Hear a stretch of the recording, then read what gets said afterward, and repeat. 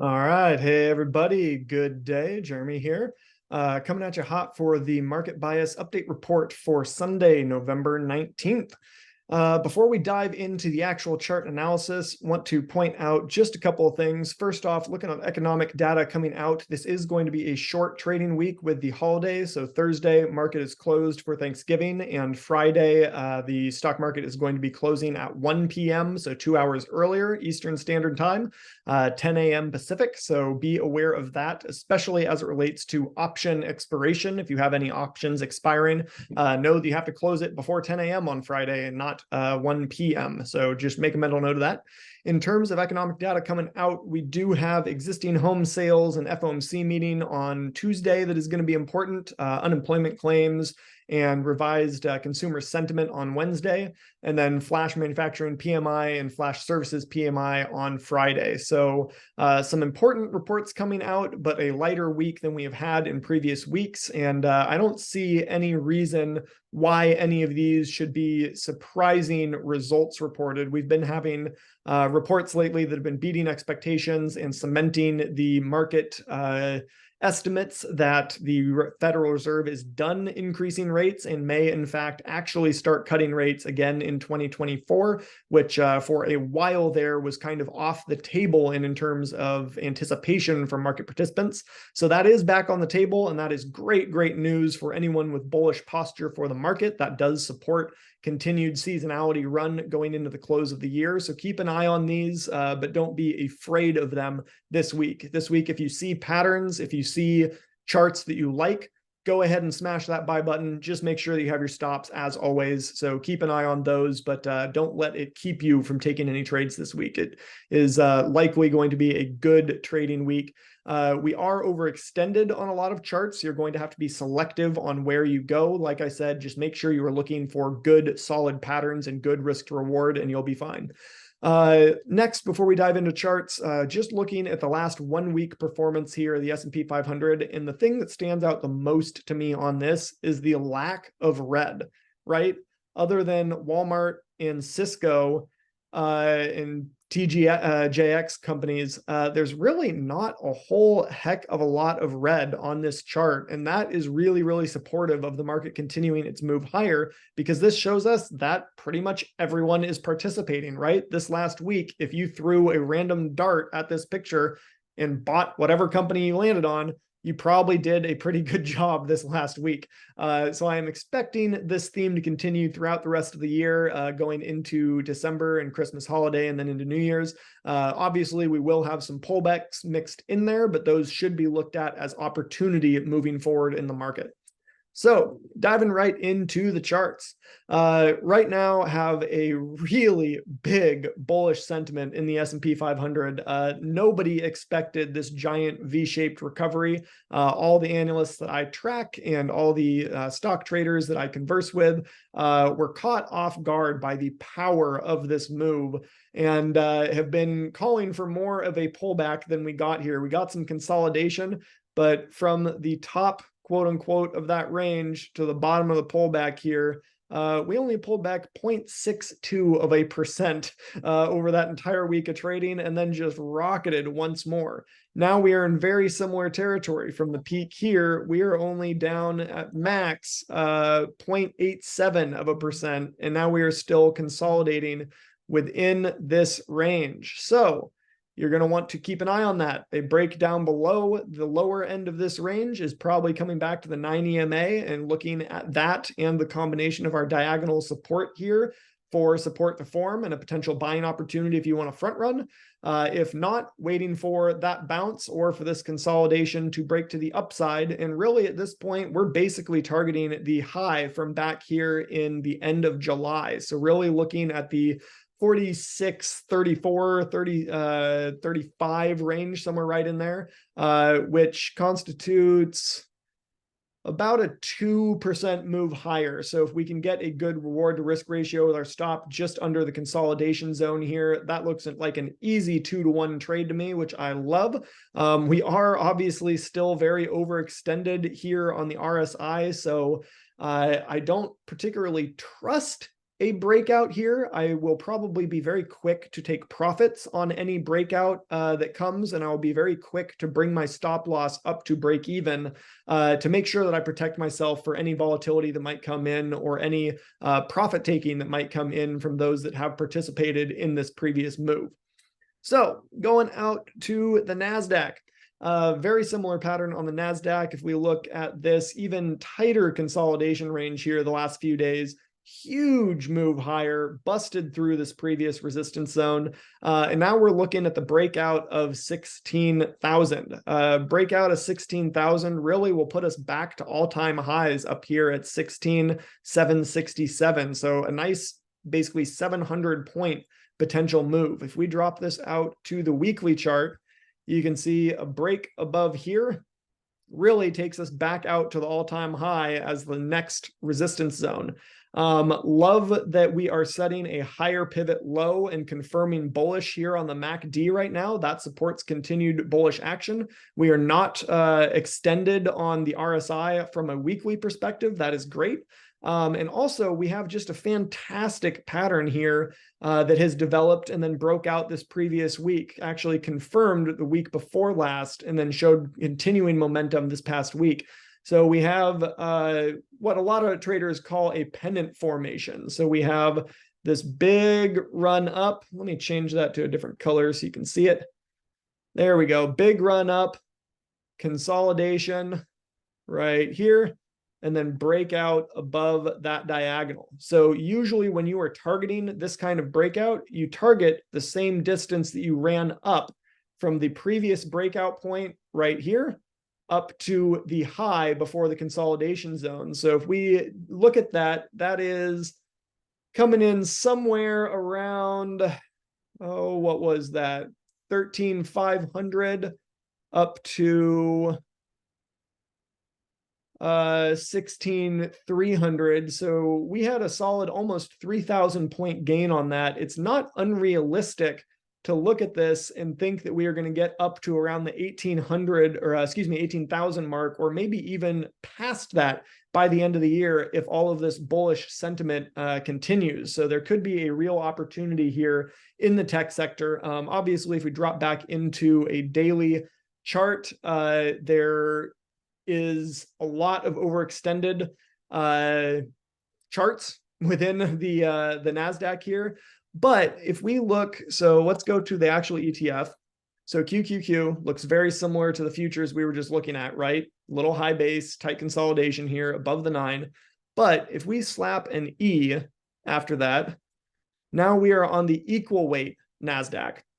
And if we put this out to a weekly chart, we actually just got confirmation from the diagonal break and the moving averages this past week, not the week before last. So this is actually showing us that we might see continued catch up in some of the areas of the tech sector that have not participated in the run as much. So Microsoft, Apple, all those kind of companies have run quite hard. They are overextended. But now we want to see the continuation of that trend as those charts consolidate and take a breather, prepping for their next move. Now we want to go in and look at other companies within the tech sector that have not run quite as hot and heavy and see if they can pick up the slack and kind of create that next leg higher for us.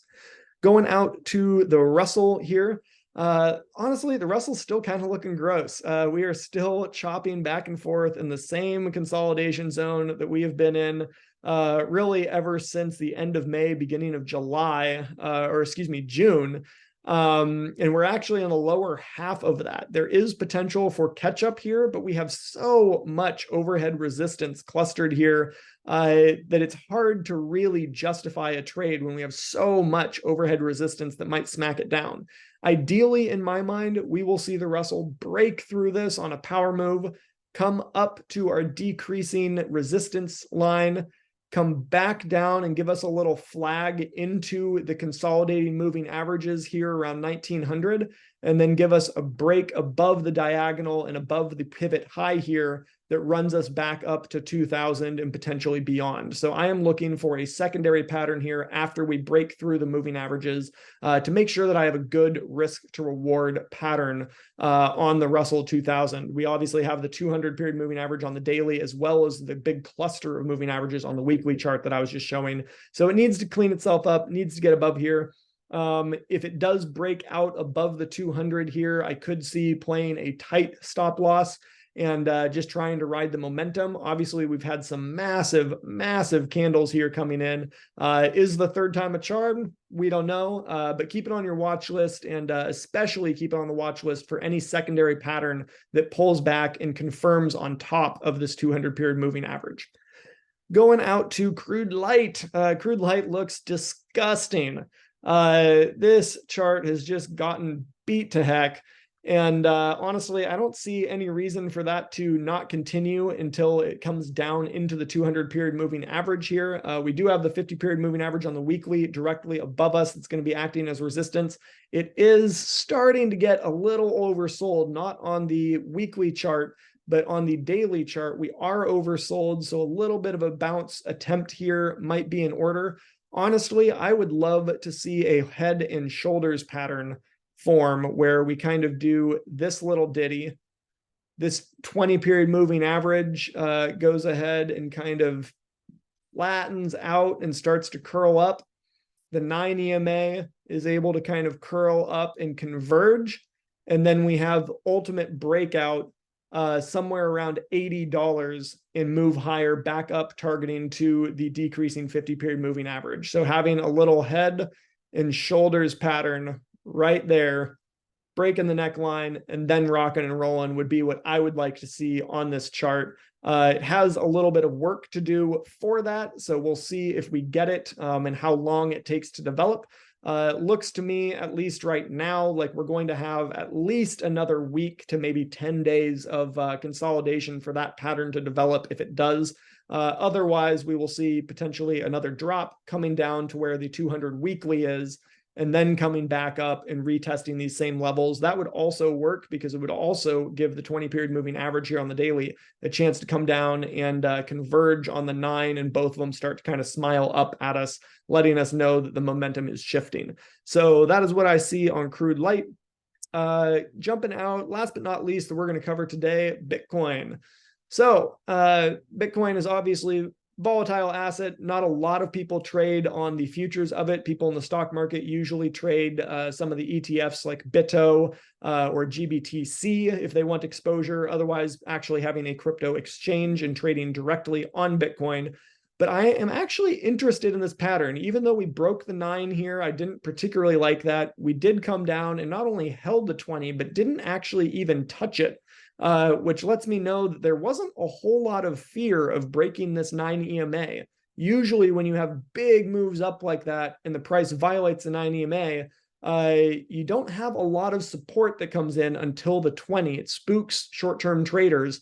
But this time we didn't even actually really come close to the 20 there, have reclaimed that 9 EMA, and honestly, it looks pretty good. And I'm going to show you something here too.